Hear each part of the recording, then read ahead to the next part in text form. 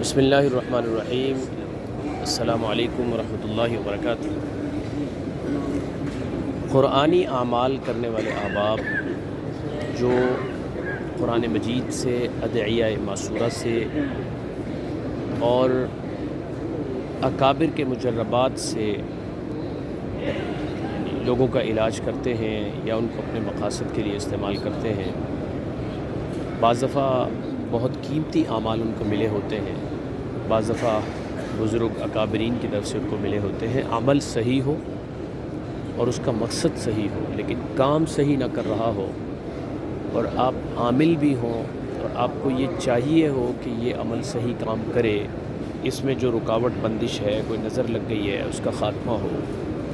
یا اس میں کوئی اجازت کی کمی پیشی رہ گئی ہے، تو کسی بھی عمل کو لے کر آپ 21,000 مرتبہ کوئی بھی چھوٹا سا چھوٹا درود شریف پڑھ کے 2 دن میں، 5 دن میں، 10 دن میں، 11 دن میں وہ جو ہے حضور علیہ الصلوۃ والسلام کی بارگاہ میں پیش کریں۔ آپ جس جگہ پہ بھی ہیں، حضور کی بارگاہ میں پیش کریں، اور پیش کرنے کے بعد اس کی سفارش کے لیے درخواست کریں، یا رسول اللہ صلی اللہ علیہ وسلم اللہ کے ہاں سے سفارش فرمائیں، یہ عمل میرا چل جائے، اور پھر دیکھیں اس کے کمالات۔ اور اگر آپ خود عمرہ پہ تشریف لائے ہوئے ہیں، مسجد نبوی میں آئے ہوئے ہیں، اور پھر آپ کے پاس اعمال بھی کافی سارے ایسے ہیں یا ٹوٹلی آپ کے عملیات کام نہیں کرتے، پھر آپ کو کوئی بھی درود شریف 1.25 مرتبہ پورا کرنا ہوگا۔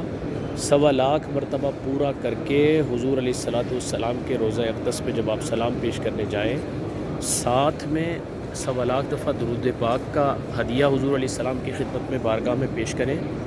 اور پھر جتنے اعمال ہیں آپ کی ایک لسٹ اپنے پاس بنا کے رکھیے۔ اگر آپ سے کہنے میں وقت بھی لگتا ہے، لمبی لسٹ ہے، اور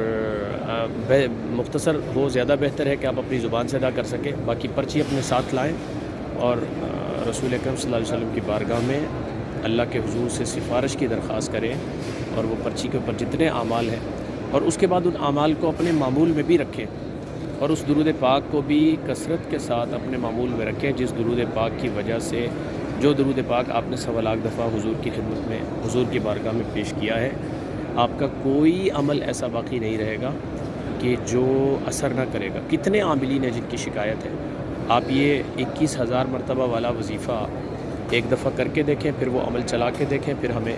بتائیں کہ آپ